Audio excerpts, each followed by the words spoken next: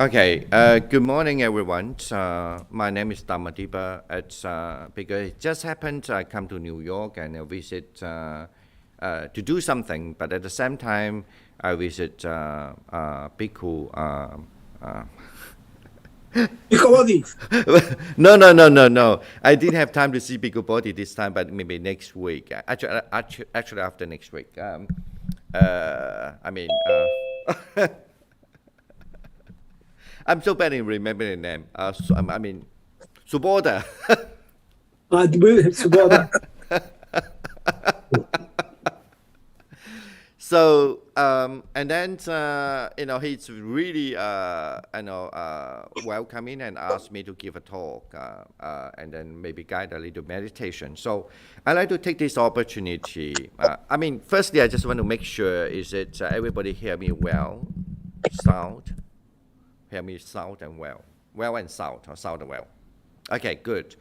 And today I will take this opportunity to introduce one of the meditation methods we call the Buddha Nusati. Okay, and it means the recollection of the Buddha. Sometimes we translate that, but in Sanskrit usually we call that a Buddha Smriti or Smriti, depending on how you pronounce the word.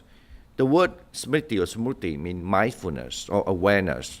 So, or you could say the awareness on the Buddha. Okay. And in Chinese, of course, it's become a popular term. It's called Nian Fo. But the word Nian actually means the mindfulness and awareness. The original word in Pali, Sati, or in Sanskrit is Smriti or Smurti. While in English, just simply say mindfulness on the Buddha. Okay. Or mindfulness of the Buddha. Okay. Now, this is a technique, actually the method of, it's a method of meditation. And this meditation have many purpose, okay, have many purpose. If you look at the history in the Pali, Tripitaka, or Pali text, in the Pali text actually, it's also mentioned that some people like, for example, the Pingiya, so when he was like contemplating the Buddha, he could, or what you can say, contemplating the Buddha, recollect the Buddha. So he actually was able to see the Buddha clearly in front of him. So this is actually mentioned in Samyutta Nikaya, in Pali text as well. Even though the method itself is not popularly introduced, maybe in Pali because they have so many other jobs to do. In Pali Buddhism, the way that missionary work, has many jobs to do. But that actually is a fact and story happened even during the text. And you could find those things in the text. And then there's also some other, like the Vimanalokanadanya, for example. He also asked one of the monk, a record in the Pali. Now, since I'm in, this is a Subodha's, program, so I mostly use only the Pali text to introduce about this technique. And the Pali also actually mentioned the Vimanalokanadanya. He also, while he was recollecting the Buddha, 32 what we call the Mahapurisha Lakshana, the 32 Greek person marks. Well, that including like there was a white hair between the eyebrow, and the Buddha had 40 teeth, and then Buddha had this let me see. Let's say that he has a very soft tongue and so forth. There are 232 of characteristics there. And these 232 characteristics when he was doing it, but he actually could see the one of the Buddha image appear in front of him, and then with the golden color shining forward. Those actually mentioned even in the Pali as well. Okay. Now back to this, did the Buddha teach meditation or recollecting the Buddha? Now let's come back to this question now. Because the two incidents we found in the Pali text, one is why he was recollecting the Buddha, and he saw one of the Buddha image will appear. The other, why he was thinking about the Buddha characteristic, perhaps it was an Indian tradition in those days. So, and then while thinking about the characteristic, and then he could see the Buddha and appear in a golden color. Now, did the Buddha really teach the meditation? Of course, we know the Buddha teach meditation, but what did the Buddha teach meditation of recollecting the Buddha? Yeah. But of course, this is very clear. It's evidently yes, because say there's one of the very famous text, which Pali, I mean, normally people chant also. And a monk usually you have to learn by heart and know how to chant, right? The Pali text. And that also, it's one of the texts that very common for the monk to chant, Tajjaga Sutta. Okay. Tajjaga Sutta, the content of Tajjaga Sutta, Tajjaga means the banner or the crescent. Okay.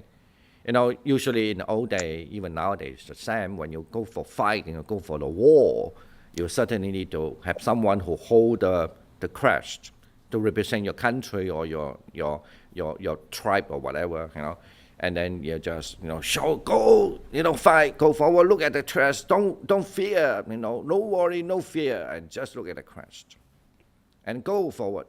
So the same thing, the Buddha once mentioned in Tajjaga Sutta, saying that, normally people get fear, they pray to the God. In the Buddhist cosmology, there are so many different levels of God. You have Indriya God, you have Varuna God, and then you have different Prajapati God. Anyway, there are different levels of God. Because the Buddhism look at the cosmology not in one of the universe, but it's in all universe together. When there's all universe, you can imagine there must be that different kind of divinity, divine beings there. So, I mean, even in Indian mythology as well, in Indian belief as well. So, and then some believe that Prajapati was the best, some believe the Indra gods are the best, some believe the Varuna is the best. I mean, it's almost like nowadays in America, you have these people have different kind of faith, right? And then I think that my Allah is the best, and some say, oh, my Jesus is the best. Some they say my Jehovah is the best, or whatever. Perhaps in India also they have different kind of God name too. That is some people understand as a creator, some people just understand as the most powerful one. So and then, but the Buddha say, even though the people are recalling, just like looking why in the battle, when they get fear, when they get lonely, when they get problem, even the fear up to the fear that the hair stands, all these the pose of the skin stands. Even the fear is like that, so they recollect, it helps. But when they fight, it don't help, and they call other God. When they fight, it don't help, they call other God. And then the Buddha say actually the best to recollect the Buddha, and of course including the Dhamma and Sangha, but I think the main focus here is on recollecting the Buddha. The reason why he said to recollect the Buddha is the best, according to the Buddhist understanding, is because it's only the Buddha is completely eradicate the craving, completely eradicate the hatred, and completely eradicate the ignorance. So that, from that perspective, is if it do the comparison of the other gods, it's because the Buddha is completely out of these kind of defilements. And then it is completely out of the suffering or the reincarnation of the suffering. Okay. So then he will start to say about the name.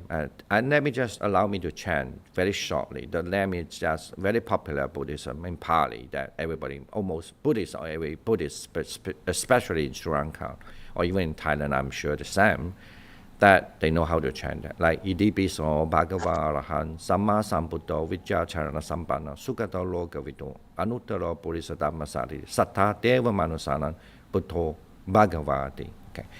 That actually it's about the name of the name of the Buddha.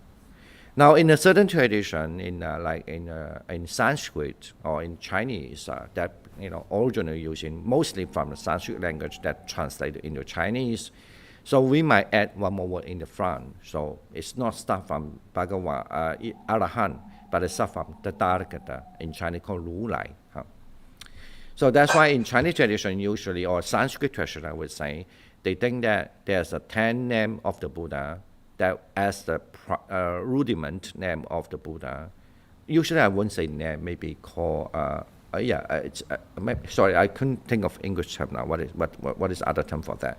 But let's say the name. There are 10 names of the Buddha. But in Pali, according to the Visuddhimagga, the part of purification, it mentions of the 9.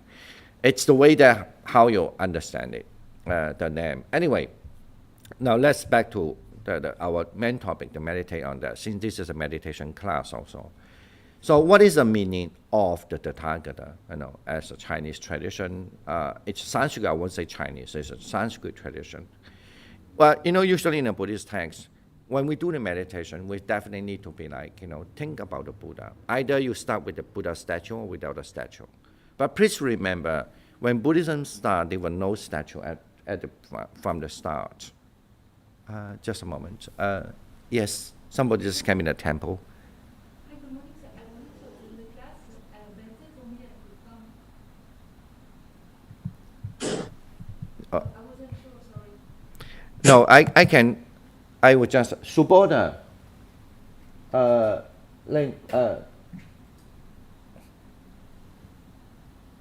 either.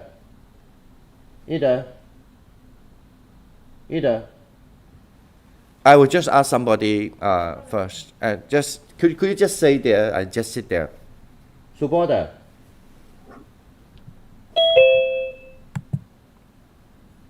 I couldn't see Subodha. Wang Ida.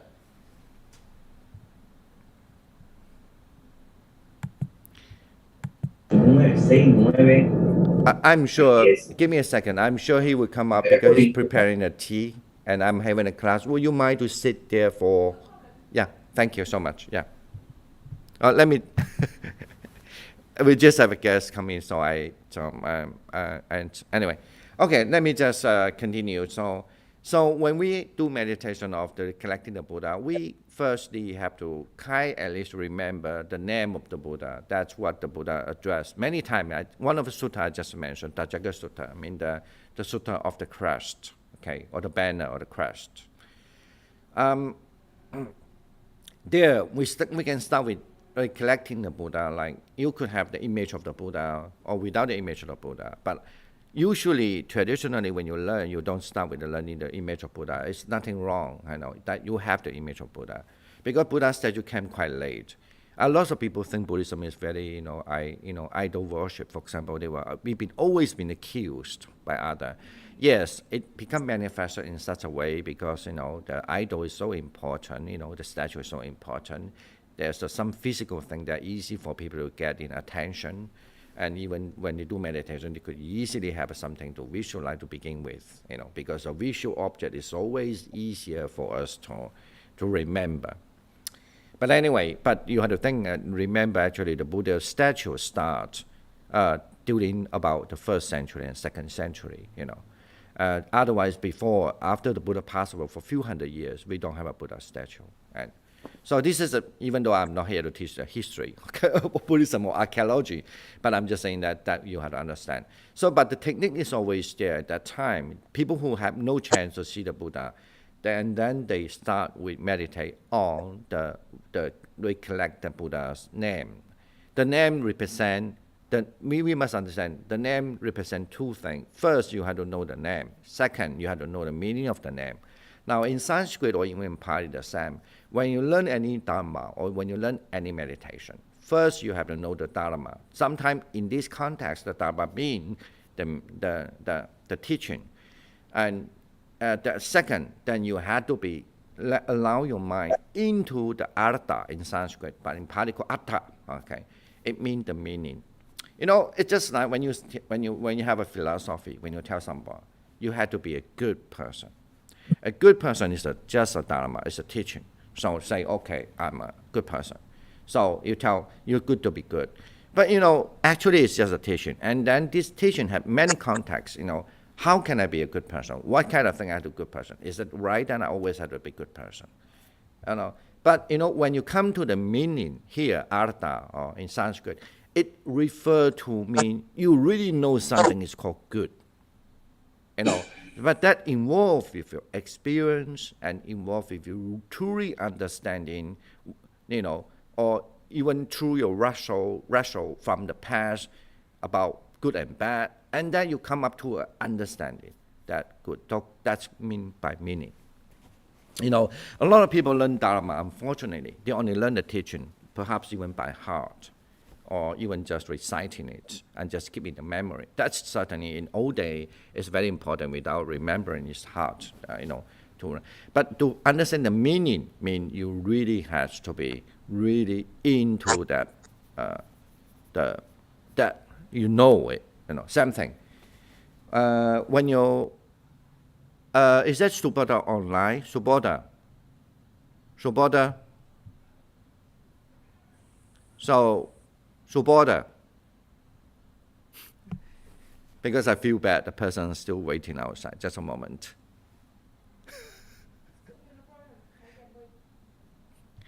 Why the?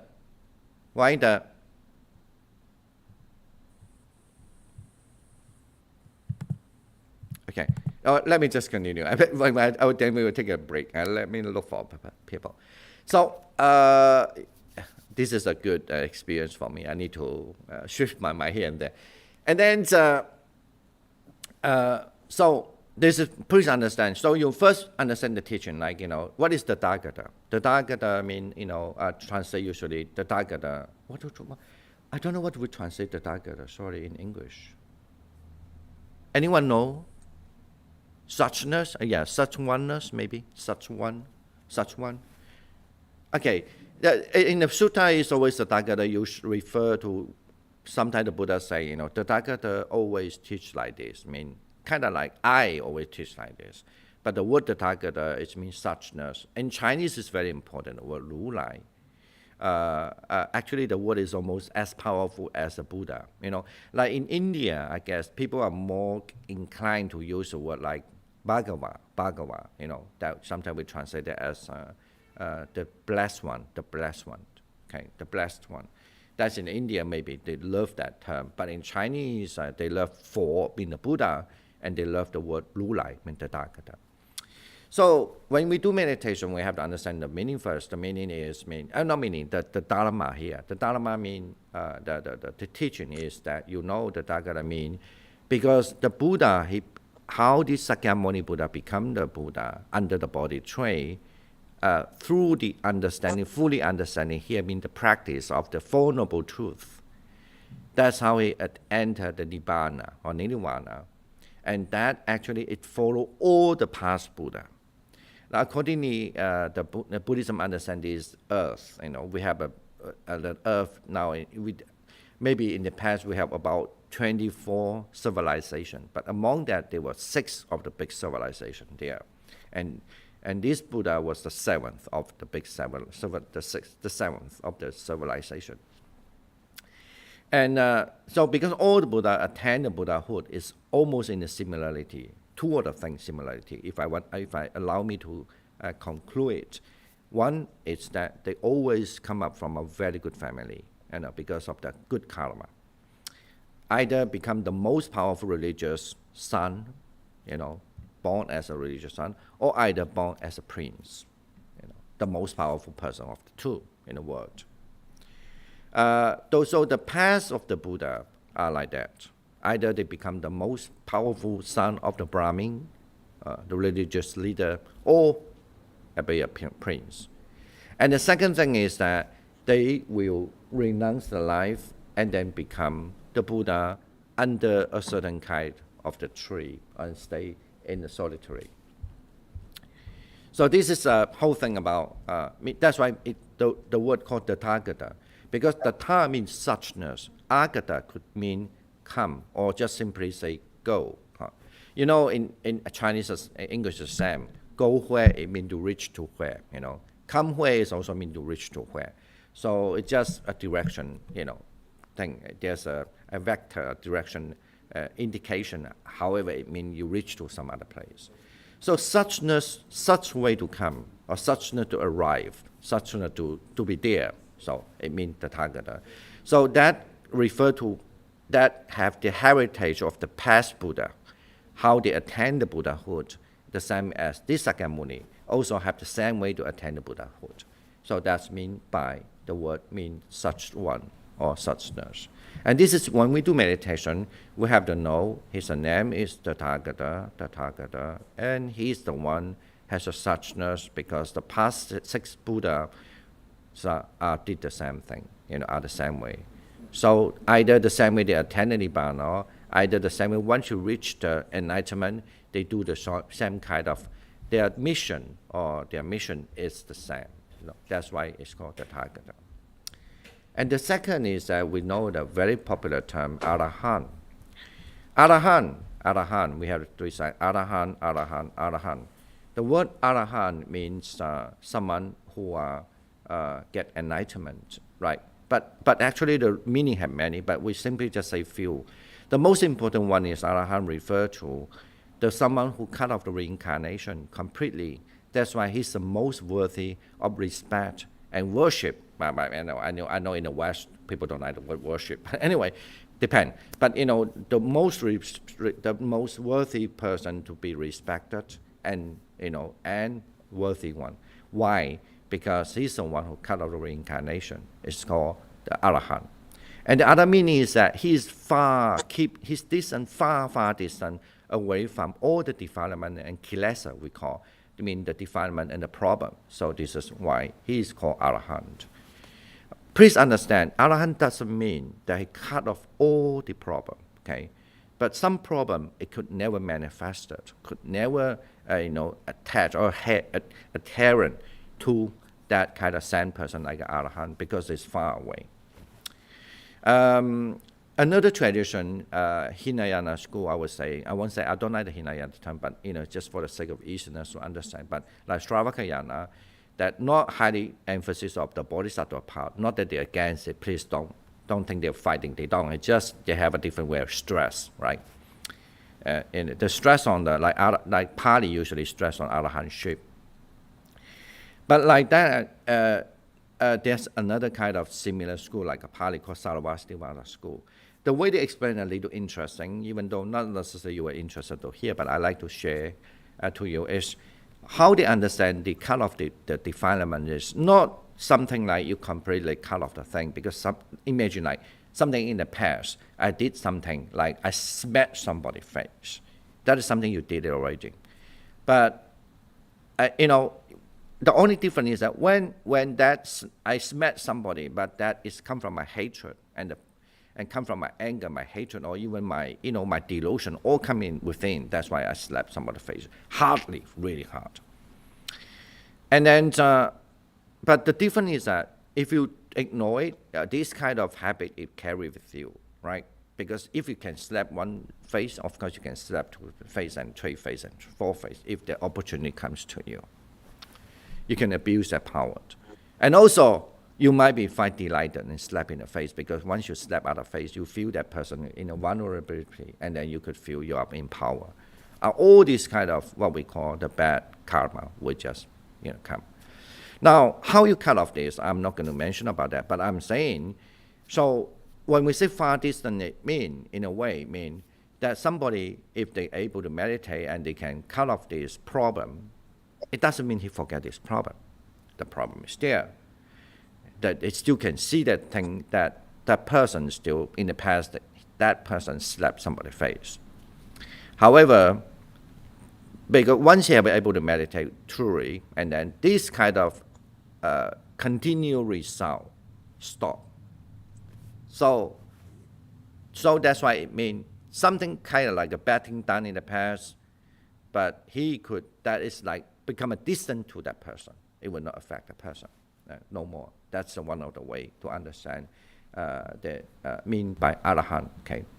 Anyway, Arahant means that one is the most worthy one, because cut off the reincarnation in the whole universe. Yes, in the whole universe, maybe some people worship the person are the most powerful, like a king, the most lucky because they married the best person, and so forth and so forth. However, in the Buddhist context, the most powerful, the most respectable person is the cut of reincarnation. Of course, this is a Buddhist understanding. That's why the Buddha is called Arahant, and the Buddha is called Arahant because he kept far distant from all the defilements. Okay, let me just say two only, because otherwise we don't have time to say too many. So, and then the Buddha also have another kind of name. It's called Samma Sambuddha, right? Samma Sambuddha, generally it means that someone who actually, Samma here, the word Samma is maybe in English is more like equally or evenly or over. Okay. Like English, sometimes you say Sam. We are the Sam, S-A-M-E, sameness, kind of like that. Sometimes the sameness have the connotation of mean holy, holy, like a holy. So Samma Sambuddha means the holy, correctly. So holy enlightened. So what does a holy enlightened mean? Mean the Buddha attained the Buddhahood because of course, they attained the Buddhahood by truly understand the Four Noble Truth. Okay, so but people like normal people maybe just partly, but the Buddha is holy. That's what we call Samma Sambuddha. So Buddha, the Buddha here means the Bodhi. Bodhi here means the wisdom. Okay, some is just like collective way, collective, like a holy collectively. Okay, or collectively holy wisdom. So that means the Buddha. So what the Buddha should know, he know. What the Buddha should practice, he practice. What the Buddha should abandon, he abandon. That's why he is the Samma Sambuddha. And that's one of the meaning. And second meaning you need to remember is to understand Samma Sambuddha always carry the Buddha attended Nibbana, the ultimate liberation, it's by himself, not through teachings. I mean, somebody, not through others' instruction. So that's meant by Samma Sambuddha. And then the Buddha also called Vijja Charana Sampanno. Usually English translate as the endowment or the fully endowment of the Vijja and Charana, mean the understanding and the behavior. But I think this is otherwise too long. Just simply understand the term refer to the Buddha have the supernatural power. And then that including the divine ear, divine eyes, and he could, disappear and appear in some other places and so forth. And then he could understand other people's past life if he want to. Of course, he could see his own past life, and he could see how the universe evolve and disappear. If you remember the life of the Buddha story, this is even in all traditions say the same thing. Even Buddha did mention even one or two times in Pali text as well, that before he become enlightenment, the moment he become enlightenment, he could able to recollect himself, the life, how he was, where he was, in which universe he lived. The same thing, how the other people they are, and then how the earth, like before the earth appeared, it was in other universes have a similar life, and then when the earth disappeared, another universe have the similar life like this. And then even there was a time, the place that have a mountain, and then the mountain gone, and only river. When there was a time, there was a river, and then the river gone, and only the mountain, something and so forth. So in kind of like, in putting the modern term, it's more like he could actually, his meditation power is so powerful because of his past paramita. So he would able to actually to recollect how the universe evolving and dissolving, including from a planet to the planet, and then also the whole galaxy and so forth. But you might be thinking I'm inventing some term. I didn't invent any term because actually really the Buddha say Loka as a kind of galaxy system. Sometimes as a big galaxy system we use a word called Jakavati, mean the whole galaxy. But basically the Buddha mean Vichacharana mean and the fully endowment of the understanding mean that supernatural power. The most powerful and the most important, of course, in Buddhist teachings is that the supernatural power of the enlightenment. Because how you can become enlightenment is also considered as a kind of supernatural power. Because normal people would not be trying to follow that, And then the other way to conduct. Conduct means the Buddha always could enter the samadhi. That means he can keep away his mind in a peaceful way, and as well as the good conduct. Like the Buddha, he become something in the Buddha itself. Like for example, humble. Still Buddha, delighted to learn something. Not that he want to learn for practice. But he's not going to reject, like, he would not say, oh, I'm the almighty one, I'm the best one. So maybe somebody tell the Buddha, some other monk does not behave very well. He say, I'm the Almighty One, I don't want to listen. It's not like that. The Buddha is still willing to listen to, that's what I mean, learning. Even though he doesn't have to learn how to become enlightenment, So like that, so this kind of thing. Information, or what happening around the world now and so forth, That's, he also, one of the quality. So that's mean by the endowment of the understanding and behavior. And the other one is the Sugato, usually translate as, I don't know how to translate in English, maybe called sublime one usually. I think it's good translation, sublime. I guess in Chinese it's a problematic for the translation, since people here are not necessarily understand Chinese. I'm not going to say anything about Chinese now. But in English, sublime one may be more correct way of translation. Sugato literally means su means good, gata means coming or going. But here refer to, because the Buddha actually, his manner is always associated with the pureness, and his manner is always associated with the pureness and with the Nibbana understanding. That's why it's called Sugata. Okay. Don't worry, I will repeat that when we do meditation, at least for you, how you should do the recollect of the Buddha. And the next one is about lokavit, mean the fully understand of the word. Now, loka is mean the word. Please understand the Buddhism, when you say the word, sometimes we talk the word in the context of mean human word. I mean, human mean, when we say the human word, refer to, there are so many kind of human. I mean, there are jealousy kind of people. They have a tendency of jealousy, and people are very quick to learn. People are very slow to learn. People are very more inclined to be more foolishness, and some people are inclined to be hot temper and so forth. So that means the Buddha is understanding humankind, you could just say, in that respect. And of course, that including even some people are become the saint already, or what kind of level of saint. You have to understand very well, right? Otherwise, how can you be a Buddha? So if you don't know what kind of human around the world, so you cannot be a Buddha. So that means the Buddha is the comprehension, or you say the well-known of the word.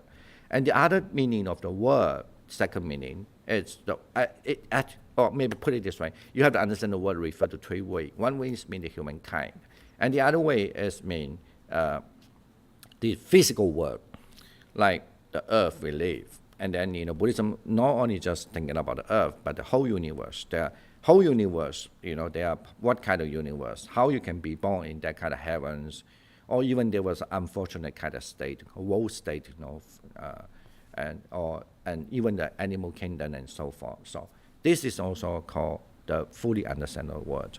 And the last one is a word refer to. The word here refer to the teaching, because the teaching is to talk about the word. The teaching is not something is very metaphysical, only just something is beyond our imagination. But the Buddhist teaching is always, you could really, through your senses, to get contact with, to get, intact yourself into that teaching, mean the word. For example, we have a physical body. We know with our mind, we can understand we have a physical body, like how I move, how this physical body have the heaviness, hardness, itchiness, tickling, all these kind of different things. This is, that's what we call the four elements characteristics. And then you have the mind, because as being a person, a word, then you have the mind, like that. This is why the word also refer to the Dhamma, the teaching. The teaching itself, it's the fact, what is a fact, right there. Okay, now let me see what the time. Oh, we still have time, then you can ask question. Good, that. And then next one is we call Purisa Dhamma Sarati, mean he is the one could manage well with the person. What does it mean? Manage well with the person mean he almost like a leader, okay?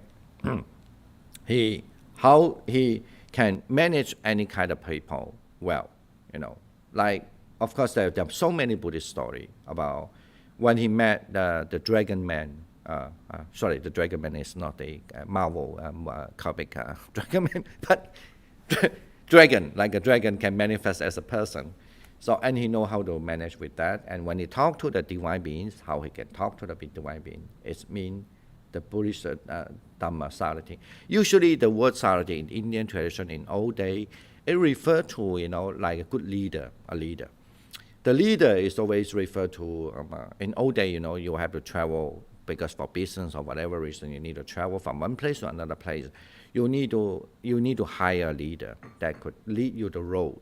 Otherwise, you would completely go to a wrong direction and also gone to the wrong place. Maybe you will went to the place that had a lot of dangers, a lot of mobs, a lot of these, people who going to, rob your thing and, or to kill you or murder as well.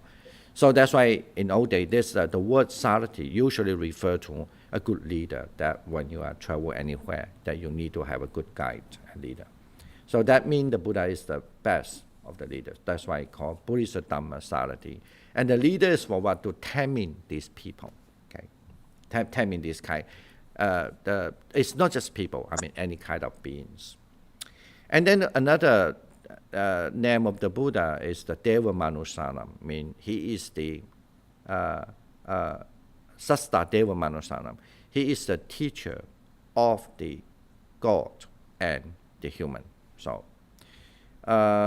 usually refer to, we know that usually about 11 o'clock, I guess, mostly about 10 or 11, according to those days in India, people are sleeping very early. Roughly you start to sleep 8 o'clock because sunset. If it's later, maybe you sleep at 9 o'clock. But normally we know the Buddha stayed until almost 12 o'clock. Sometimes if he sleep early, maybe 11 o'clock. So he wake up at 3 o'clock. If you look at time. In Indian time, usually count at 3 hours.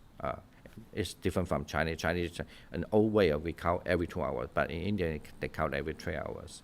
So that's why we call the middle night, the first night from 6 to 9, and 9 to 12 mean the middle night. And 12 to 3 mean the late night.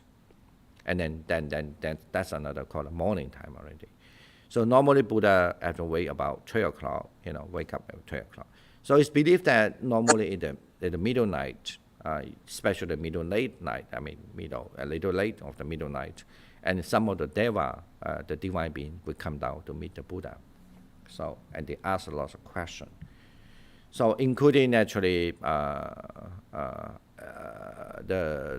what the Indian mythology believe that as the creator God also invite the Buddha, also giving the preaching and so forth, asking questions. So that's why Buddha has another name, the teacher of the God and the human. The last two is the most common one you heard about, is the Buddha. So usually what does it, how do we understand? Once the Buddha have sit under the Bodhi tree and he fully understand the enlightened, so that's mean by the word Buddha, because the Buddha means the enlightened one, the awakened one. So the one that have complete eradicate all the defilements. The last is mean the Bhagava. Bhagava have a long explanation, but I like to put it short explanation. Say that he's the Bhagava because he's the best. Say that he's the Bhagava because he's the utmost important, and then he's the most respectable one. That's why I mean the Bhagava. Okay, but those are not limited on that. So we have to understand. So there are more than this kind of name. But now we're back to the meditation. Let me just wrap up this first. You could either recollect it, the 9 of the names, or the 10 of the names. But if you put the 10, include the word the Tathagata, okay, the suchness one, but which in Chinese is very important, Ru Lai. And because in Sanskrit they always begin with that, but in Pali they don't have that. But they don't have it doesn't mean the Pali don't have it. But Pali in the text always Buddha refer himself as the Tathagata also. It didn't somehow, we don't know why, and it didn't include that. When the Buddha many times mentioned about you can collect him with that kind of name. And then from there you could see that it's also this kind of different name actually wanted to show the quality of the Buddha. And the Buddha have the quality, if you want to sum it up, there are a few of them. One, actually the Buddha, he attained the Buddhahood is not just because he himself the only one. But in the past, without a teacher teaching, that to attain the Buddha, in the past, even within this earth, we have the past. So that's why it's called Tathagata. And then it's called Arahant, is because it's the one who's complete cut off the defilement, no more reincarnation. So all these kind of defilements is far away from him. That's why it's called Arahant. And also very importantly, it's because he's the most respectable and most worthy of respect and most worthy of worship in the whole universe, because he's cut off the reincarnation. Not because he's the most powerful, most magical one, no, but it's because he's the one, only one, cut off the reincarnation. So even though you might live in any kind of universe system, maybe, billion years, but still you will die one day. This is what the Buddha want to completely cut off that kind of the reincarnation, the samsara.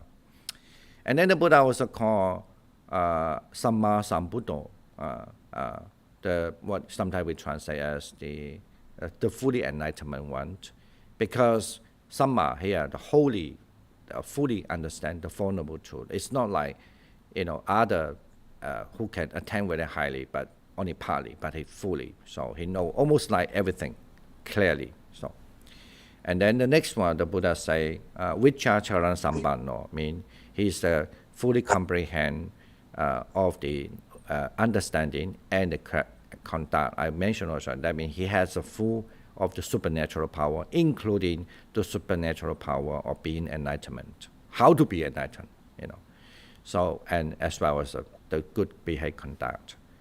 Sugato means the sublime one. So next one, sublime. It's because sublime because everything, his manner is always with pure and the enlightenment factors. That's why it's sublime, or the nibbana. That's why it's sublime. Lokavidu mean the fully understand or understanding of the world. So the word refers to three: the human kind of word, the Dhamma, in relation to the world, and as well as the physical space world, the space world or the universe. What is that? Lokavidu Anuttara, Anuttara Purisa Dhamma Sara. Anuttara means the most highest one, the most incomparable one. Yeah. Please understand the incomparable in refer. I think I forgot to just now mention this. Incomparable in refer to he is even better than any of the gods and better than any of the devil one. Devil or Mara. Mara usually in Buddhism not like other religious believe it's from the hell, but it's also is a heaven. But the heavenly being, but they are corrupted. Become a most powerful demon. But I mean, in English, I don't think we should translate demon, but you get a sense, means something bad. But it's not all the time bad, actually, in Buddhism. It's just very mischief and jealousy and so forth. But they're very powerful like a god. So he is even higher than this, the most demon and the most powerful god. That's why it's called Anuttara. I mean, the most incomparable one. And Anuttara Purisa Dhammasarati mean so he is a Tamil. He is the leader of Tamil people. So I don't have to translate that anymore. Say that anymore. Sattha Deva Manusara mean he's the teacher of the gods and the human. That's why Sattha Deva Manusara. Buddha mean the one who under the body tree become the enlightenment. Is become awakened or enlightenment. So that's called Buddha. Buddha Bhagavati, Bhagava. So Bhagava here refer to the most auspicious one, the most highest one, and that's why he's called the Bhagava. All right, well, we know that. So any other thing that you need to discuss before we can have a little break and then you'll come back to do a meditation on this Buddha, recollect the Buddha. Okay, then I can have some tea as well.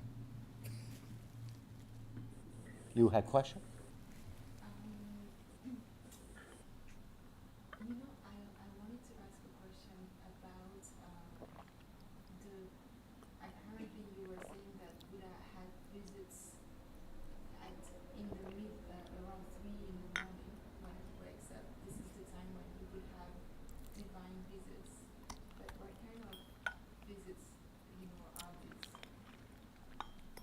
We don't know whether he has a time of divine visit at all the time, but definitely in the Buddhist text that there were sometimes, I wouldn't say all the time, but sometimes that there are some divine being from different levels of heavens. They come down to visit him. But it's not at 3 o'clock morning, but at the middle night. Middle night refer to almost 11 o'clock, something like that, yeah, to midnight, yeah. But we don't know the exact nature of these visits, or like heavenly visits. Well, yeah, you do have actually like in Samyutta Nikaya, one of the Buddhist texts called Samyutta Nikaya. It's they start with the Sagara chapter, and in that chapter is the Gatha chapter. I mean the words, almost like a poetic kind of chapter. The poetic chapter usually is recalled about this divine being come down to the Buddha and asking different kind of questions. Normally, those questions are like within the heaven. They have a question about what is the utmost important thing in their life, for example, or what is the most virtual thing, and how do you define the virtue? And if when they have this kind of debate, they cannot settle down. They come down to ask the Buddha. Those are the many the nature of that. But it seems like this is how we think. We don't know exactly whether it's true, but it seems like they were more interested in about knowledge. You know, how you really settle down this kind of thing, rather than how you can enlightenment. Okay. Yeah. This is also one reason why traditional Buddhists believe that the heavenly beings are not very interested in enlightenment. They worship it, they adore it, but they not necessarily want to practice that because their life is too good. Like that. Unless this being, they were some other heavenly being, they were actually become the saint already, because there are so many levels of saint, and then they might be want to keep on their spiritual part. Otherwise, they are more like enjoying their life. Yes. Any other comment and question? Well, I will be very welcoming.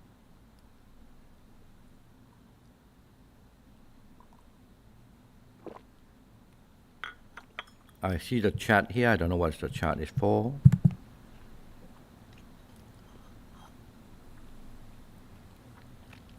I will put this. Oh, I think I couldn't put it here because this is a different computer. It's okay.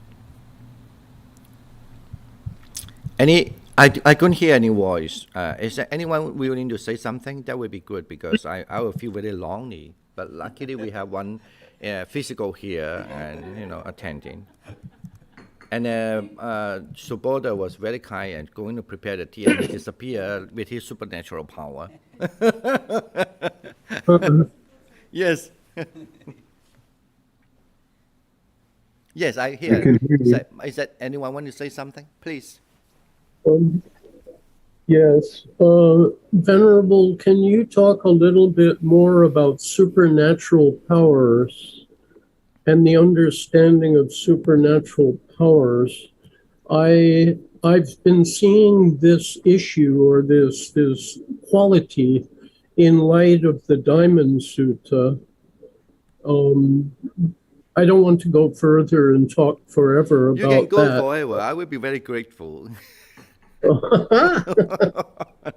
Well, if we look at the 5 hindrances very carefully and we accomplish a thorough understanding of the 5 hindrances, not the 5 hindrances, I'm so sorry, the 5 skandhas, I'm in the wrong chapter, the 5 skandhas, then we see that there's no separation between the table in front of me and me. We see that the entire universe is but one thing, and it can be seen that way. It's only in samsara and ignorance that we see the separation into identifiable things with names and forms.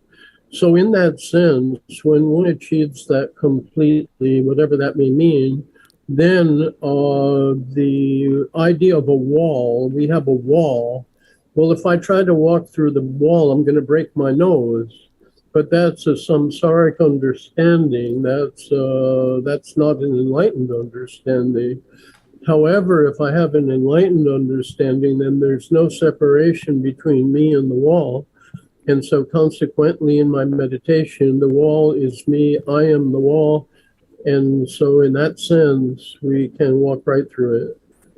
Okay, I kind of get a sense what you were trying to say, and let me explain what my understanding. When we say supernatural, it's just a translation word. The word is itipada, iti, but riti in Sanskrit, iti. But just forget about translation. But just the term mean normal refer to not everybody have that kind of power unless you particularly practice it or you by nature you might have it. And that power literally usually believe that you could carry by three kind of method. And as I say, the supernatural have two types. If you want to divide into many two types, one type is what you just mentioned, the enlightenment part of it. And the other part is about like more really like what we English call the supernatural power. So take that as the main power we are talking, the one that called supernatural power, like, you could disappear, you could cross over the wall, and you could read other people's mind, and you can understand that other people past what he did. And all this supernatural power, what we have called the divine eye, divine ear, and so forth. And all this supernatural power, you can come from three ways. One is by born, by birth you get it. And this is actually mentioned in commentary, Buddhist commentary. And or you get it because you have a kind of mantra. You always chant a certain mantra to the faith, you could say simply. There was a kind of faith you have, and then you chant a mantra. And at least this is from Indian context, right? So in Indian context, you have the mantra, and then you have the faith, and then you have the supernatural power. And the third supernatural power way of doing it is because you are meditate and you have a jhana. Now, Buddhism usually have a lot of debate. When I say debate, I mean in the past, after the Buddha passed away, the commentary also have those mentioned. Which one is the best? Of course, meditation is the best. Now, let me say why. Because the meditation one is the best is because you are in control. And then you know how it comes from. And then when it disappears, and then you at least you know how it works. And then also you can easily to instruct the other people as well. So the meditation is that in order to have attained the jhana, that will enhance your supernatural power. And also please understand when we say the supernatural power, we sometimes use the term iti and vijja also. These two are different terms. Usually when you say Pali, say supernatural but as a iti, it refers to some people have supernatural power, not necessarily that person has a wisdom. Okay? That because, for example, maybe it's a little bit different, but in the Buddhist thinking, heresy, not those who are not belong to the Buddhist teachings, they still can meditate and they can still have a supernatural power. So those usually we refer to as a iti. But when we say the word vijja, which are normally, sometimes translated as a wisdom or understanding. The vijja, then it's like avijja means ignorance. Vijja means not ignorance, no without ignorance. That means with understanding. So those are without ignorance that the supernatural power become a very important tool for them to their practice. For example, if they know, able to see themselves the past life, or then of course for your practice it might become much more easy. But even though it's not necessarily. Now, but last thing I want to reply is that when you say about that kind of statement, actually my understanding your statement is more like the non-duality kind of statement. Because everything what is in the table just in front of us is my mind and my object. Because my mind could not necessarily looking at the table, I could look at something else. But when my mind look at the table, it means I know there's a table. But the problem is that how my mind intentionally, or how my mind from the past experience in relation to this table, it's always a problematic. I could love the table so much, I could hate the table so much. I could think of possessing the table. I could think of, I hate this table, I want to cast that away. Now imagine, if I love the table, it means I carry with the craving. If I dislike the table, I want to cast that away, it means I will evolve with the anger. If I don't understand this is a table, I thought it's a toilet, and I will shit on that the table, that means I have ignorance because I don't understand the function of the table. So this is about in relation mind as an a mental part, but the table as an object. But here the object is very clear. It's not, you could say it's not a human, but I still can create a problem. We do, because even it's a material thing is not a living thing, but you're still able to create a problem because the mind quality.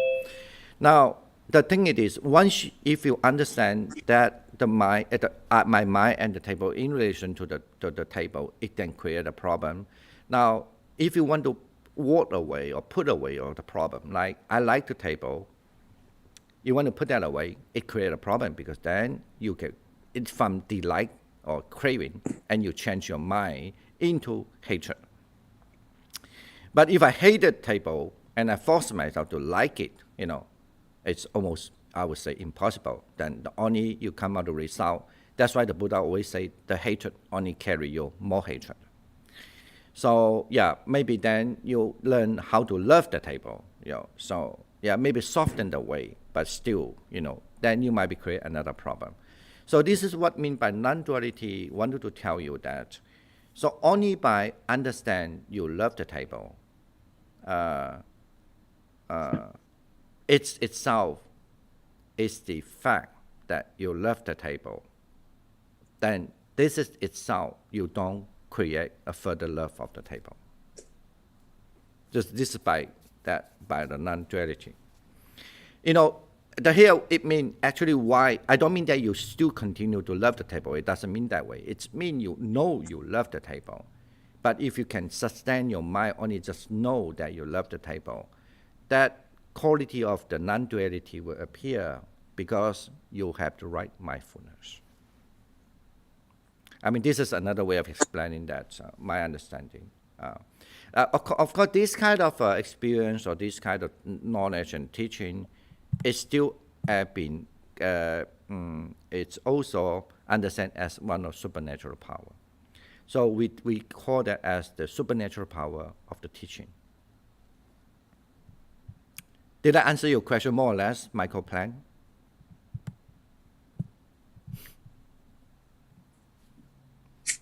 Yes, Bhante, thank you. Okay, is it what time we usually do meditation? Is it now? Yeah, until 12, whatever. Can I have some more tea? Yeah. You have to prepare it? I'm going to. No, or if, because I love you and you make tea, I'm sorry. I see I have cravings, so I don't have a duality mind at the moment.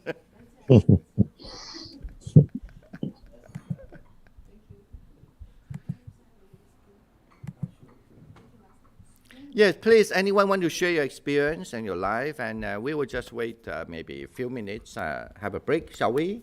Like about 5 minutes, and then we come back 5 minutes or 10 minutes. I don't know, Michael Planck, what time usually if you have break, how long? Michael? Very short, but we can do 10 minutes. Yeah, we can have 5 minutes. Anyway, I'm here, but it just only, I just thought might be good to have a stretch in your leg and, so, yeah. Oh, yes, 5 minutes. Yeah, 5 minutes, Okay. see you in the 5 minutes. If we don't have to cut it, right, just wait here, yeah. Okay. Yeah, thank you. Okay.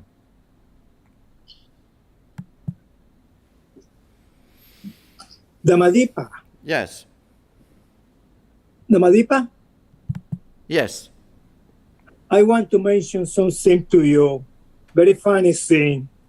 That happened to me that 13 years ago in May, you was teaching me meditation too.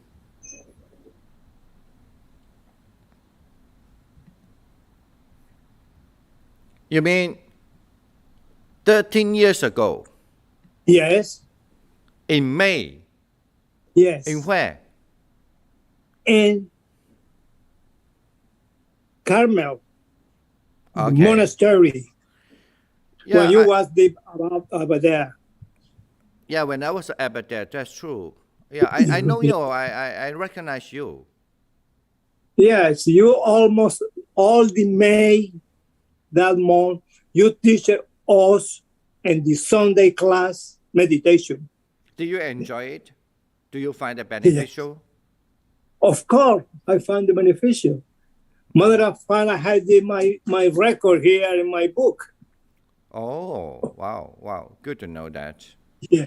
Could you Yes. remind me your name again? Wady. Wady. Okay. Wady. But you were original a Spanish speaker, right? Or what? Yes, it's correct. It's correct. It's interesting. I see some people here. Shanda, Peter, Osmond, Johanna, Millian, okay, Brandon. But another name I couldn't pronounce it, like Yufing Siktumbang. I mean, maybe it's a Thai. Yes, that's right. Are you a Thai? Yes, I am Thai, yes. Oh, I see. Okay, good to know. Yeah. But Nice how to do you meet pronounce your you. name? Yupin, Switzerland. Yupin. Is there any meaning with the Yupin? Yupin. Pardon me? What does it mean by Yupin? Oh, it's just a name. Or name? I see. Oh. Yeah. It's just like the name of the singer a long time ago. My mom, my dad picked it up. You have a beautiful background. What is that? Oh, that's a lotus, drawing lotus, like I found in the website. So thank you. Oh, I see. Oh. Lotus. It's a back. flowers. Oh, I mean, you mean the I don't know what we're using Zoom. Yeah. Okay. And the, yeah, background. background also. I thought that was in your house. And No. I could hear somebody prepare something to eat, right? Oh yeah, my sister from Germany. I talked to her. I'm sorry, I forgot to mute. No. You don't have to hear talking. Of course, I could hear that, but while you're talking, so it just She's in makes me a little Germany bit hungry. now. I'm joking. Very nice to have you here Yeah, today. thank you So, for very nice to see you here. I have seen you before at the Changyin. Ante, I'm from UK, Shanta. And my sister Janta is living in USA. So she asked me to join. So I'm joining her classes. Yeah, from UK. Oh, I see. Okay, so Shanta, Yeah. where about you in UK? London, near the London Buddhist temple. Oh, I see. You know London Buddhist Vihara? Mhm. That is very close, 10, 15, about 20 minutes drive, yes. I used to study in England, so that's why I know. I see. Did you first time go to the temple, isn't it? Did you visit the temple? Yeah, of course. I've been to London Vihara, some other temple around, and actually I did my PhD in England, so. Oh, I see. Yeah. I see. I hear that one thing. So that's why I have a very weird accent, not American, not Chinese, and not British, and I don't know what I am, but and I find it's very hard to change my accent again. Now, when I talk to people from Britain, now I start to learn, speak more like British people. I'm just joking. Mixture of all that, accent, mixture of that. Yeah, it's even traditionally also. Even though I was ordained as a Theravada, but some people think I'm not Theravada enough. But anyway, I don't mind. I don't want to be Theravada enough because I don't know what does Theravada enough mean. Also. Yeah, Theravada is they said the Theravada is the correct Dhamma is there, isn't it? I think Okay. Mahayana, little bit mixture of yes. That's good to know. Yes, and at least that's what I start to train as a Theravada tradition. Some of some of the things is a little bit more different to Theravada. So Theravada, when you see some of the Mahayana Theravada, you see it's Theravada is the correct. I mean, can understand. I can't explain, but you will feel it. Actually, I love this subject matter. We can talk about that further. And I saw someone is on the name is called iPhone, and then iPhone would like to share where you are, and then or maybe tell me something about how you understand Theravada. Also, that would be great. I think iPhone, you mute yourself, and I don't. No, Damarita, this is Junior. Don't you remember me? I see. I remember you. You know, you look different with a big tool on your hand. Oh, Of course. When you yeah, when you because speak now, I remember suddenly the angle is very yeah, different. because I'm not able to be home today. I had to drive, and then I stopped, like to do the the meditation. Oh, I see. So where are you now? Yeah. Where are you now? Actually, no, I'm just here in New York, like in White Plains, but I just couldn't be home. So how are you? Doing good. Actually, in Maryland, we just finished build up a meditation center. Yes, I Could- know. I knew that you were like building that temple there. So is it ready now? It's ready now. We have a first retreat the end of this month. Next month, Saturday. Next month?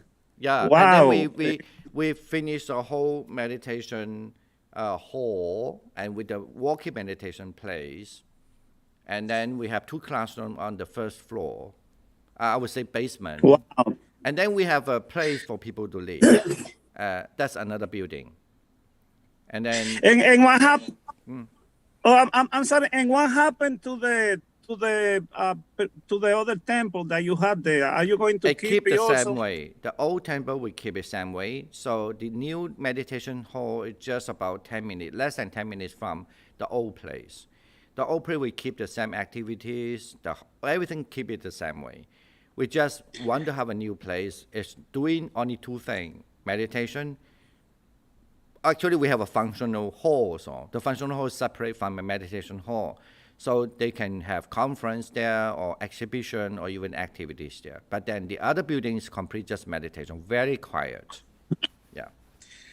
And the retreat that you said that you're going to have there next month, is that open to the public or no? We open to the public. May. We start May. You can look at the website usn.org. Anyway, hey, buddy. When in May? Oh, usn.org? Yeah, usn.org, yes. And let's say, like, if we wanted to go to that retreat, can we go? Oh, I mean, you have to register. Yeah, you can go. It's open to public. It's and you can stay there. As I say, it's because we have a new building for staying. Yeah. Okay. And do you know the day for the retreat? I know, but I think it's I know it's let me have a look now. It's complete. It's very easy. The retreat is from May 28th to June 4th. 4th of June start from May 28th. To June 4th. Yeah. Okay.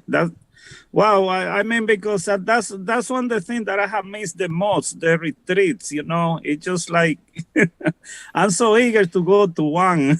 Yeah, I mean, if you couldn't make it this time, it's because too late for you. Actually, we are not going to have many people. I think it's 45 people. I know a lot of people register already, but But you can try. If you cannot make it this time, we will have it maybe up next month or after next month as well. So, but you still can come down to visit us to stay 1 night or 2. I mean that's good because I would love to do that. Yeah.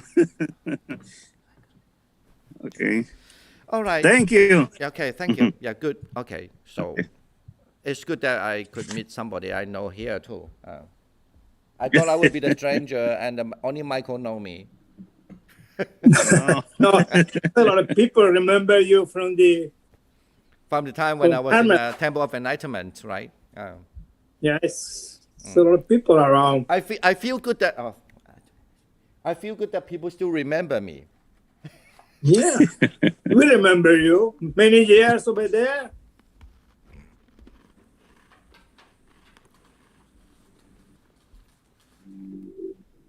Okay, I'm going to see somebody just offer me a biscuit to eat. Okay. I know it's for traditional Theravada, I should not eat it right now.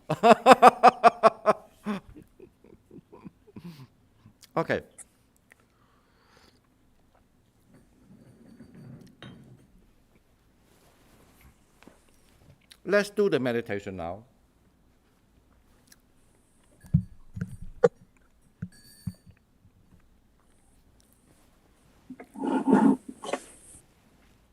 So for meditation, we have to talk about a posture at first, right?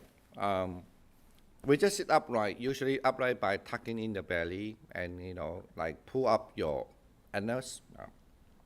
And then you need to really relax. Don't hold your belly, okay? And then as a feet, you could sit cross-legged or, just single, lotus posture or just single, whatever way. But the most important, you feel really, you're sitting well, comfortable and then firm sitting there. Please remember, meditation is not just sitting, but this is just one of the posture among the 4 posture we call, okay? I need to keep that in mind, otherwise people only thinking meditation is just sitting, okay? Now, the other part is important is shoulder, let it drop, shoulder, and then even however way that you want to keep your palms, what we call the mudra, is fine. But importantly is that you feel your elbows drops, because your elbow become a gravity of your arms, so this is how you can relax the whole arms. And you tuck in your chin a little bit, because that's the way how you keep your neck in a better proportion, better position. Please don't look at the screen, depends on my posture, because the screen angle is not correct, okay? And then we keep the mouth shut, but by lightly clench teeth. And as well as, especially if you're going to sit for a long time, then you need to roll your tongue or you press your tongue against the palate. That's the way to how you keep your throat wet. Okay. It might be because if you sit like hours, your throat could be dry out if you don't do that way. But there's another reason as well, but I don't have to explain. But normally mean if you sit well, your tongue will generally become that kind of behavior, that kind of posture. And now, when your eyes shut, and then just keep your head upright, and now we can just simply relax the body. I guess let's relax the body first. Let's look at the head as a whole part. So we feel the whole head, kind of like the top of the head, your frontal, and then the left or right of the chin, and then your face, the back of the head, all this part of the body. The head, let it relax. By the way, if anybody hasn't muted, maybe you forget to mute, please mute it. That would be helpful to keep the sound become soundless. Okay. And for the neck, the same thing. The front on your neck part as a one part. Any part that you feel the neck, front, sides of your neck, or back of your neck. Just anything that you feel. You don't want to force yourself to be relaxed, but just simply, like gently call them to relax. The same thing to the shoulders, to your arms, to your fingers. Just let them relax.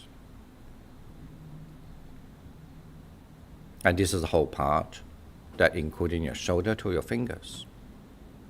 And another part, which I call that as the 4th part, besides the head, the neck, and the arms, shoulders, now is our trunk. So the trunk, the chest part, the abdomen, left and right of the trunk, and upper part of the body, and the lower part of the body, the back, lower back part, the lower back, upper part, or the lower back part. So let them to relax as well. Even you feel tight, you feel sour, whatever, sore, but just ignore that. Just simply, only thing we do is just relax them. Or let your muscle more relaxed, or your nerve system become more ease and relaxed. Below your waist, up to your toes, and relax them. your thigh, your butt, your thighs, your knees, your shank, your feet, your toes. Usually you feel more relaxed now because you feel much at ease, much comfortable to yourself. However, sometimes you feel you're always not sitting very well. Kind of like you want to fiddle your body, or like you want to move your body. That means you don't feel comfortable in some way. You might be relaxed, but still not feel comfortable. So one of the things is because you don't feel that if you divide your body as only two segments, the upper segment and the lower segment. If you divide the body into two segments, so that means your upper segment is more heavier than your lower segment. What you have to change is your lower segment should be more heavier than your upper segment. So this is how you feel yourself weighted. You feel there's a weight on the lower part of the body. To do that, one of the easier way is that you have a long side. Actually, the best is a short side, like this. You don't have to make the sound, but this is just a demonstration, like that. So you don't have to make the sound and see whether you could do that.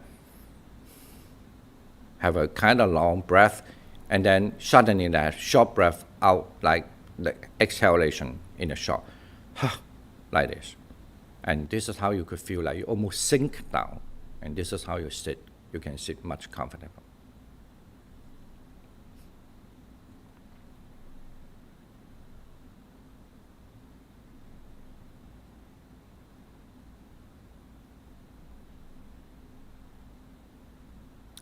So once you sit comfortable, sometimes we don't want to haste to do any meditation, because not to haste to do meditation itself is meditation. It could be a different kind of meditation, but it's still meditation. Please remember that, okay? You just feel there's a peaceful. That is a kind of meditation too, what we call the appeasement meditation, a meditation on appeasement.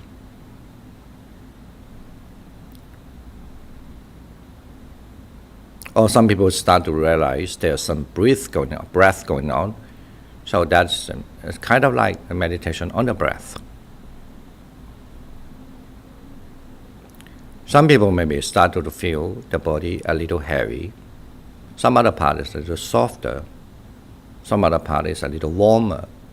Some other part is a little colder.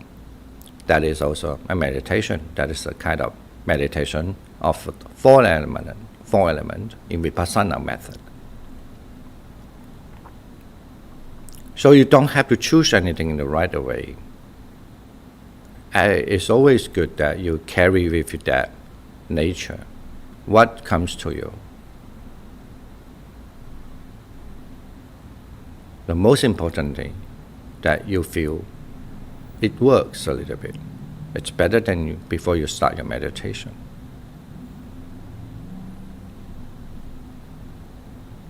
And then now we have the objects. It's almost like you have an examination. The task now we are doing is on recollection of the Buddha. So the name itself telling you need to have awareness on the Buddha. Now what is the Buddha? It could be the physical one that you have seen, but now he passed away 2,600 years ago. Unless you have the supernatural power, you could see that. Or what is the Buddha? The one that we, in our mind, that we see through the Buddha through image, from pictures, from statues, from our dreams even. So you could recollect that as well. That's one way of meditate too. But now we are going to teach a preliminary way, a rudiment way, a preliminary way, and it's the most important basic way as well. When I say most important, I don't have to explain, but at least just try to follow my instruction. Now, what the Buddha mean? The Buddha, it means it must have the teaching. There's the terminology, the name that qualify the Buddha. We must meditate. What original language called guna mean the quality of the Buddha. In order to make the quality of Buddha in a more successful way, we start with the name. Tathagata, such one. Arahant, Samma Sambuddho, the fully enlightened one. Vijja Charana Sampanno, endowment of the understanding and behavior. Sugato, the sublime one. Anuttaro, the utmost highest one. Buddhisa Dhamma Sarati, the leader of the Dhamma. Sattha Deva Manusanam, the teacher, the master of the gods and human. Buddho means Buddha. Bhagava, the blessed one. Now we back to the word Tathagata. Tathagata, Tathagata, or you could just say such one, such one, such one in your mind, thinking such one, such one. Now start to think about the meaning. Such one, that the one, the Buddha carry the same way, being born in a good family and then gain enlightenment the same way as the past Buddha. That's why it's called such one. It's a such one because he had the same way like the past 6 Buddha, Kasyapa Buddha, and so forth.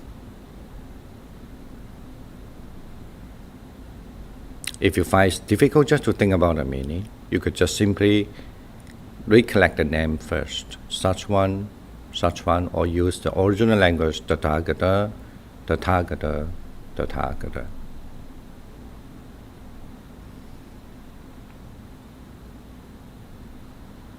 If you can remember the meaning and immerse your thought on that meaning, this is how you have much more close connection to the Buddha body, called the Dharma body, the Dharma body of the Buddha, Dharmakaya.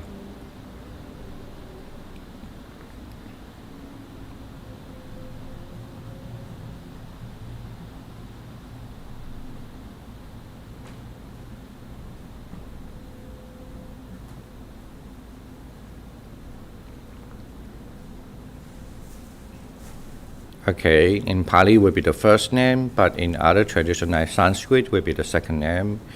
Arahant, Arahant, Arahant, Arahant. The Buddha is also called or named Arahant, Arahant, Arahant. It's the most worthy worship one, most worthy respected one. It's called Arahant. And he is far distant or complete away from the defilements. Is called Arahant. Hence, it cut off all the reincarnation. It's called Arahant. Sometimes you could just simply use the term Arahant, Arahant to keep your mind have a truly utmost faith to the Buddha. But the best, not just the name. The best is not just recollect the name, but the artha, the meaning. So immerse your mind in the meaning. It's Arahant because it's the most worthy, most respectful one. It's Arahant because he's Arahant because he's far distant from all defilements. It's Arahant, it's cut off because he's complete cut off the reincarnation of the samsara, of the rebirth, the death, the born and the death.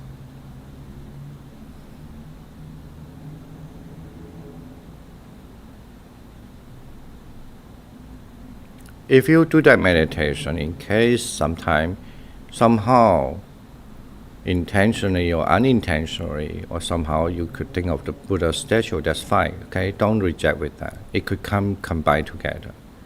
But at least when I'm teaching, instructing this method at the moment, I don't ask you to do so, okay? Please try not to do that if you could. Otherwise, if it just appears, that's fine. When I say appear, I mean if you somehow still think of the statue, that's fine. Okay? But that was not necessary. It's not requirement.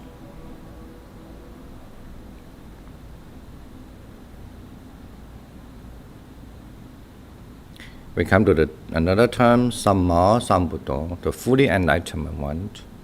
The fully enlightened one, Samma Sambuddha.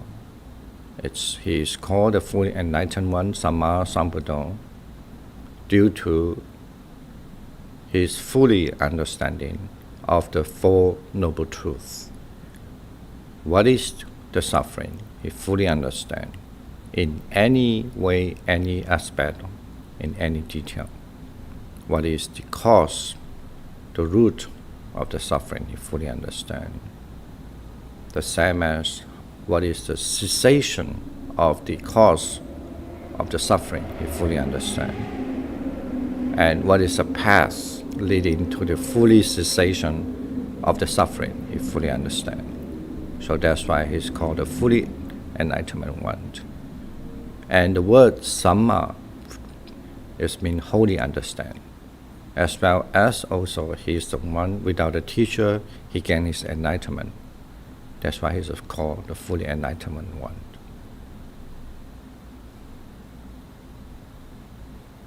Samma Sambuddha, Samma Sambuddha. We could just simply meditate on that term. If you can, think about the meaning. Allow yourself have the mind associate close to the Buddha, as if like you know a person. You just don't know the person with the name.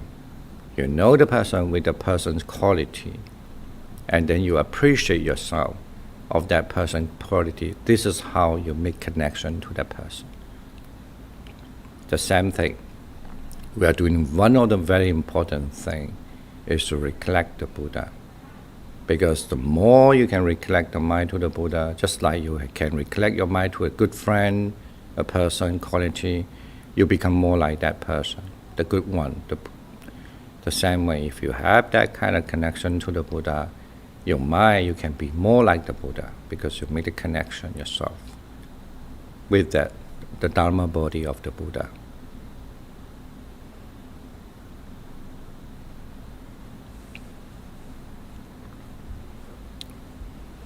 If that's difficult, just using the name, like Samma Sambuddha, or the fully enlightened one, fully enlightened one, fully enlightened one, fully enlightened one. Help you to not to be distracted so much. But you have to do that with relaxation as well. Okay?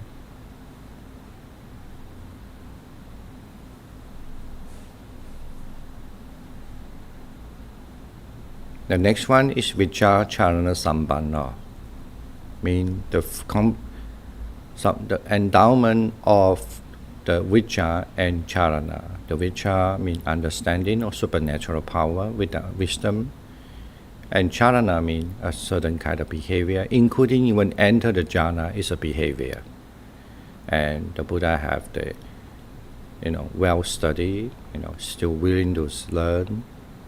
Here the learning is not to learn about the enlightenment, but it's learn, there are still things that are going on wrong, the world around.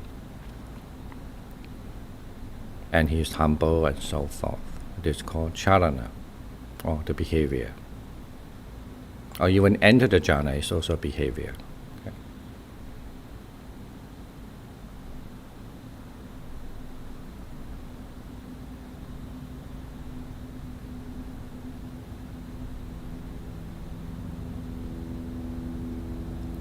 Endowed with the good conduct, I think usually translates that the good conduct and supernatural power, or good conduct and I don't know. Yeah, just say a supernatural power.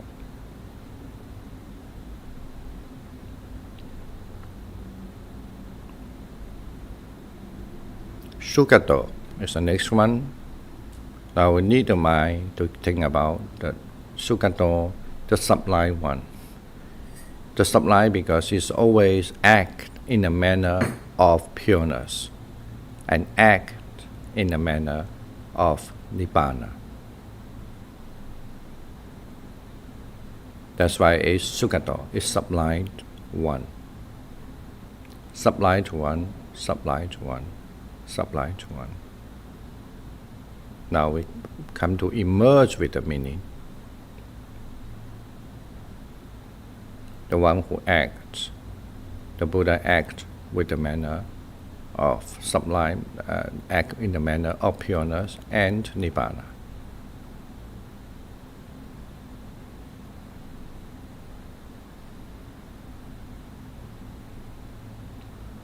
Loka vidu. Vidu means comprehend. Comprehend the word in regards to, that's called loka vidu, in regards to three-way. Okay? Comprehend the word, or you could say fully comprehend the word. It's called loka vidu. Comprehension of the word. Okay? He is the fully comprehension of the word. The word here referred to the word as the teachings we have, like the 5 aggregates, 12 ayatana, 18 bases, 12 link of dependent origination, dependent edit, and the nature of the dependency, itipada, and so forth. So simply just say that's the word of the teachings, the teaching with regard to the whole existence. The word to the space, like a universe and earth, and the word in regards to the humankind.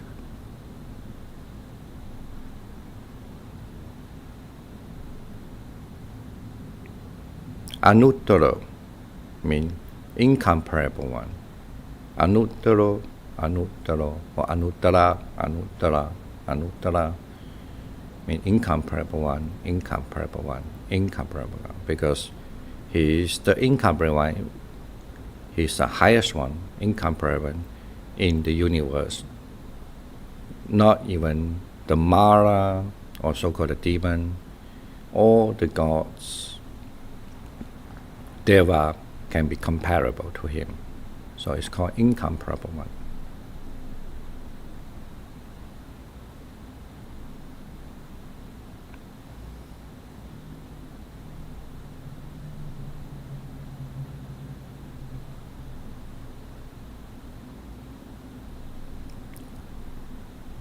Purisa Dhamma Sarati, the next one, he's the leader of the people.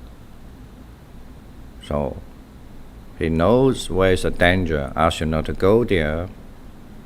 He's the one who can tame different type of people. Purisa Dhamma Sarati. Dhamma Sarati means taming the people. Also the leader also. The leader who knows taming the people, who tames people. He's the best leader who know how to tame people. So not only just lead you where you go, where is a danger not to go, and also know how to tame these people when they are not very obedient, not very listening to, not willing to follow. So that's called Purisa Dhamma Sarati. And even if you become a sainthood, he knows when you are first level sainthood, what you should do, practice further, become a second level sainthood. The different level of person, he even know how to upgrade the person into better and better. That's mean by Purisa Dhamma Sarati. The leaders of taming the people.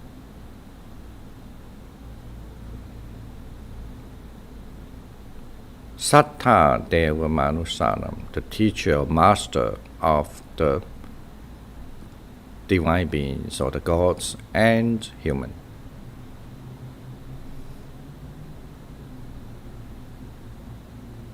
And the last two, Buddha, the Buddha, the one who sit under the Bodhi tree, defeat the demon's challenge, and fully understand the enlightenment, the invulnerable truth, become the enlightened one, the one who cut off reincarnation. So it's called the Buddha.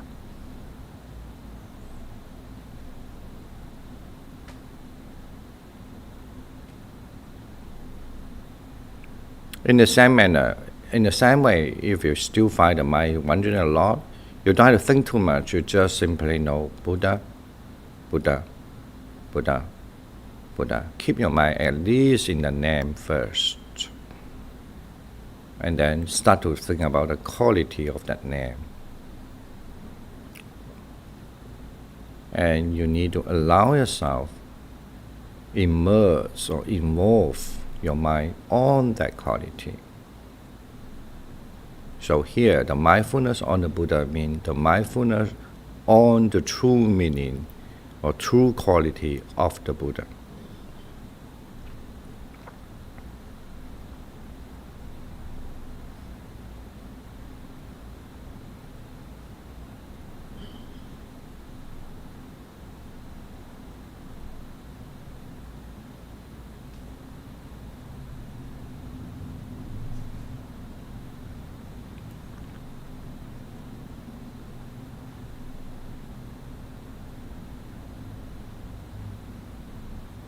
The last one, Bhagava, Bhagava, Bhagava. In Indian language is very popular. Bhagava, Bhagavan, but in Sanskrit, but in Pali usually we say Bhagava. That's a grammatical, differences. Bhagavan or Bhagava is the same meaning. It means the blessed one. In English usually translated as blessed one. So the meaning, the quality, or the content of that blessed one is he's the utmost special, the special one, the luckiest one, the highest one. So that's why he's called Bhagava, or Bhagavan, or the blessed one.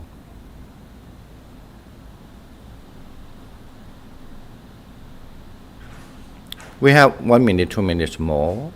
You can pick up one that remember, which you may be in favor. You don't have to go through all these 10 or 9 names. Just pick up one, maybe randomly. The important is that you can keep your mind on the Buddha name.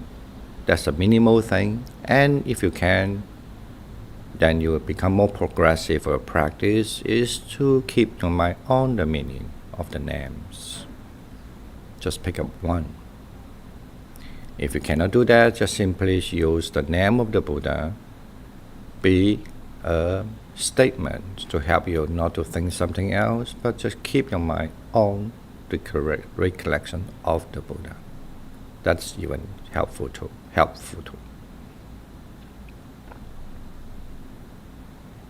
But the best is to keep your mind on the quality of the Buddha. Fasten your mind on there and be a natural one. Just like you think of the good person, you only just think about the good quality of the person. The difference between thinking a good person is just a person, but you're thinking of the Buddha. Your result, your karma, and your future karma, and even now present karma could be different because you are not thinking something else, somebody else but the Buddha. And with that quality, not just a name. If you can, please move on to the quality. But that's more important.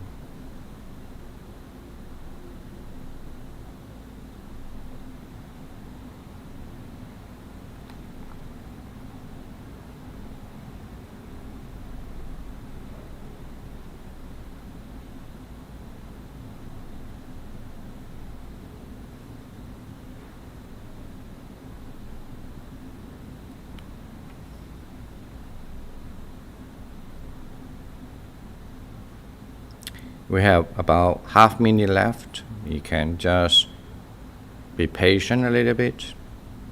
Sometimes you might be shifting your thinking quality, and then maybe back to the name, maybe not, and then back to the name, and then the quality, and then quality back to the name, and maybe not. That's okay. Or maybe you jump your quality. That's okay. That's good actually, because ultimately you have to forget the name. You only have to remember the quality in meditation. In other words, that means you recollect your mindfulness on the Buddha's body, the body of the Dharma. The Dharma here refers to the quality.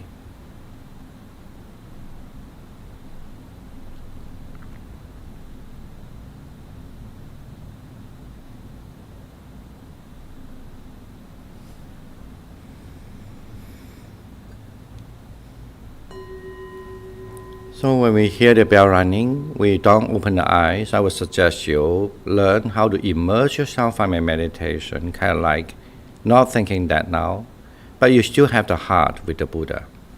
So that's why you need to keep.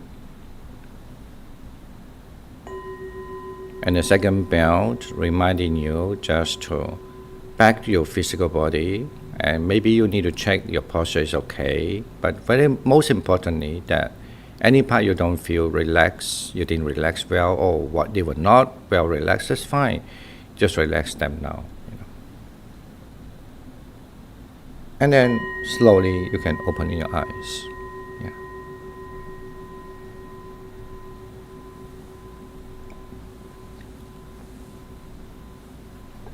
I'm very grateful we have only 5 minutes left. And see whether you have any question. Maybe then the end I would just should take this table back to Subodha. Okay. Any question or any comment in question? Then I will take the chance to drink my tea.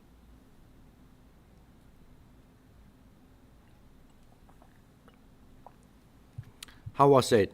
I hope you're doing okay. Is it too complicated or you hate my method? But that's okay. But don't hate me. No, it's wonderful, Bhante. It's absolutely wonderful. There's a difference. Every teacher teaches a little differently with a little different perspective. So this is very good for us to hear your perspective, I think. And I've always had a great confusion about the word sugato. And so this is good to hear it over and over again. Yeah, I think I could ask a question about words. I think I try when I can to do the meditation thinking of the quality but not attaching words to it. And there's a lot of philosophical and linguistic discussion as to whether one can think in a human way without words. And my contention is yes, absolutely can. But it's more common to say that without language, we don't have intelligence, but that's wrong. So in this case, when we're, for example, thinking about the quality, I don't think we need to attach words to it, but it's much easier to attach words to it. It's just like the word of the love, right? I mean, you could have different way of understanding what love is, but the feeling that love is there, then it's love, And when you use a language, usually it had to go through the space and time. Because let's say when I want to utter a language, it's a logical thinking. With the logical thinking and with the construction of the way that we understand the word, and we construct it in a logical way. And when you put that outside, it's need times. Like I cannot utter a sentence with just one moment. I have to utter a whole sentence with few moments. But when you have the one thought on the Buddha, just maybe even one quality at the learning. But when you learn all, to repeat and repeat all the time, that whole the Buddha body, the quality of the Buddha, is just in one thought. So, yes, you want to? We have a person here in present, so she want to say something. Yes, please. I wanted to ask you. You are asking us to think of qualities of the I don't have the list of qualities, maybe because I haven't practiced meditation long enough. But I think, I was trying to come up with some of these qualities without necessarily knowing. And one of them that came to mind, maybe I'm wrong, is magnanimous, but I wasn't sure, and also generous. Okay, yeah. Yeah, but I didn't get the first word. Generous, I got. Magnanimous. I don't understand that term, sorry. What does it mean? Someone who has just like, a giving, Like kindness. yeah. Oh, okay, sure. Yeah, I heard about the term, but I just don't remember the meaning. Sorry. Yeah, okay. Yeah. That certainly is good. Yeah, because the Buddha had many qualities, of course. Yeah, that's okay. Yeah. Does he also have flaws? Huh? Does he also have flaws? Defects? Well, not in the. If there's a defect, if you say he have flaws, depends on when you have a different expectation. Of course, then you could see there's some flaws that's out of our expectation, but not in his own quality. For example, maybe when somebody give you one example, like one of the students in the past called Sunakata, for example, he left the Buddha. The reason he left the Buddha because he think the Buddha didn't perform supernatural power, but he agreed that the Buddha is very good at teaching people how to out of the suffering. Okay. But then he became a monk and he wanted to associate Buddha. The reason he not because he want to do that. He want to see the Buddha telling, oh, your life is like this, your life is like that, I have supernatural power, So yeah, in that way, if that person talk, does he have a flow? Yeah, I had a flow because he didn't perform supernatural power. Yeah, but in itself, the Buddha is completely pure, but it just depends how people expect him, So, yeah. Okay, thank you for your attending, and I think I should leave the table back to Subodha say something. And I really get happy, even though I was not very willing at first, but at least after doing the meditation on the Buddha, and I thank you for you and Michael, and also the Subodha give me the opportunity to share some understanding or practice to you, and I wish you a very good year come along. And as well as what I want to say is that then please remember when you have fear, longing, and nothing to say, you don't necessarily always want the people to listen to you, but it's very important when your mind keep connected to the Buddha, your problem will solve by itself. That's my advice. Yeah. Thank you. So I will leave the table back to Subodha. Thank you so much. Yeah. So. Thank you, Bhante. Thank you. Thank you, Bhante. It's very good. Thank you, Bhante. Thank you.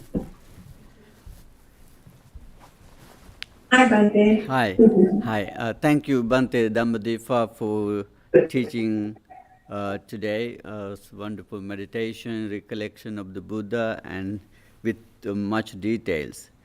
And thank you for joining us. And I'm going to continue next week. The suttas I was selected, and I think Michael sent the link of the sutta, Sihanada Sutta.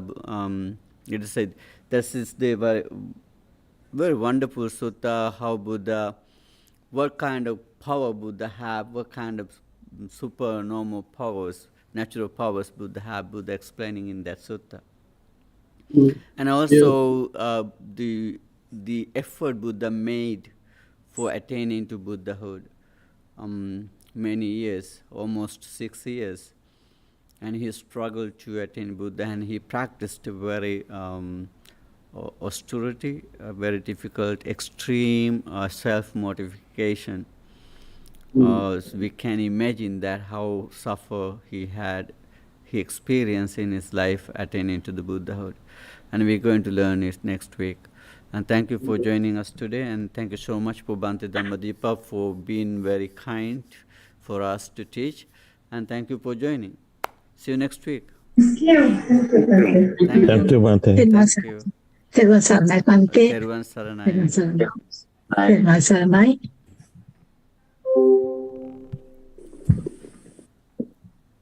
Okay.